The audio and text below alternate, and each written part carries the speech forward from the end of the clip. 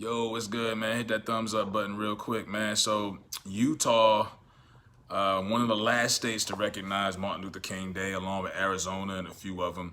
So, I read my co-host was telling me about this on Sunday, and he was like, "Yeah, white people are trying to opt their kids out of the African American Studies program in Utah, and for a state that didn't even recognize MLK Day till maybe 20 years ago."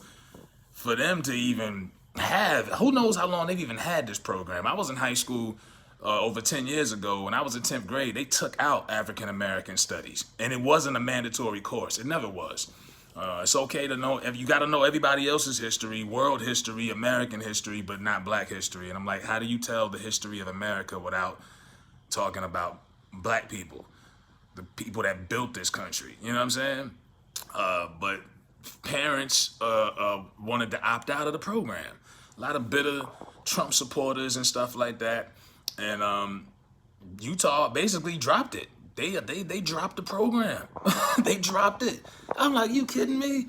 That's how disrespectful they are to black people and what we've done. You know what I mean? Like it's ridiculous. And I don't usually mix in sports with social politics, but the first thing I thought about, I said, remember when last year when that cat got shot in Kenosha, Wisconsin? I forgot his name. Pardon me. He got shot in front of his kids, and he's paralyzed now from the waist down. It's ridiculous. And George Hill and Giannis and the Milwaukee Bucks decided to boycott. But then LeBron and everybody joined in unison. And I was like, okay, look at the NBA. Boycott lasted 12 hours. It was a big joke. Utah Jazz players, Donovan Mitchell and company. This is some shit I would, if I was the Utah Jazz, I'm like, fuck it, we ain't playing. We ain't playing no home games.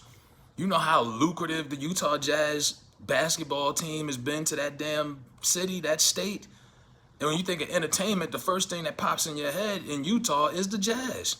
Man, by the way, I don't know any black Utah Jazz fans. I know some black Green Bay Packers fans. I don't know any black Utah Jazz fans, even back in the Karl Malone days, the original black redneck. But no, they should boycott. This is boycott worthy. Like, y'all gonna opt out of black? Okay, how about all the black players from the Utah Jazz say fuck y'all? Because the best player on the team is a black man, Donovan Mitchell. Back in the day, it was Karl Malone. Like, it's okay for y'all to have a black player that leads the franchise in scoring and all of that, but it's not. It's a problem when it comes to teaching your kids about African American history. That's bullshit.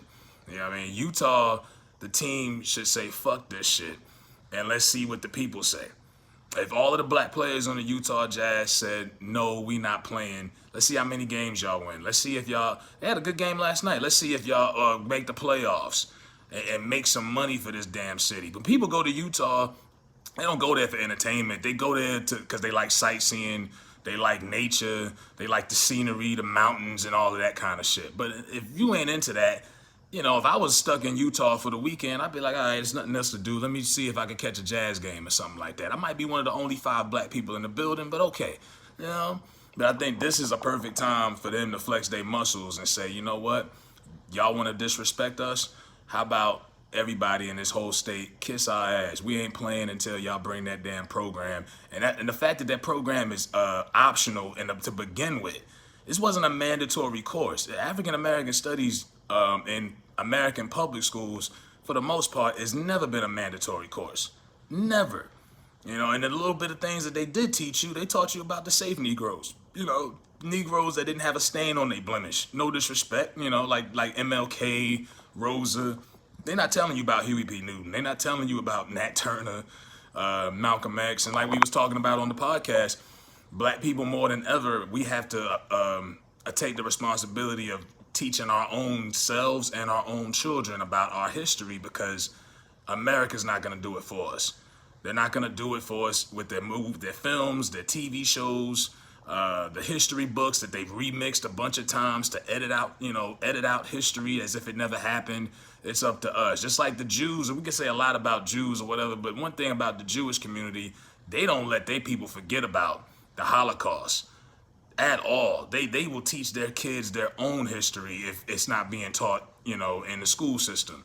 You know, a lot of black people shiver and get the shakes when it come to talking about slavery. And yeah, it was brutal. It was fucked up. But that's not how we started. But in this country, that's how we started. And that's how we built it. And you can't act as if that didn't happen.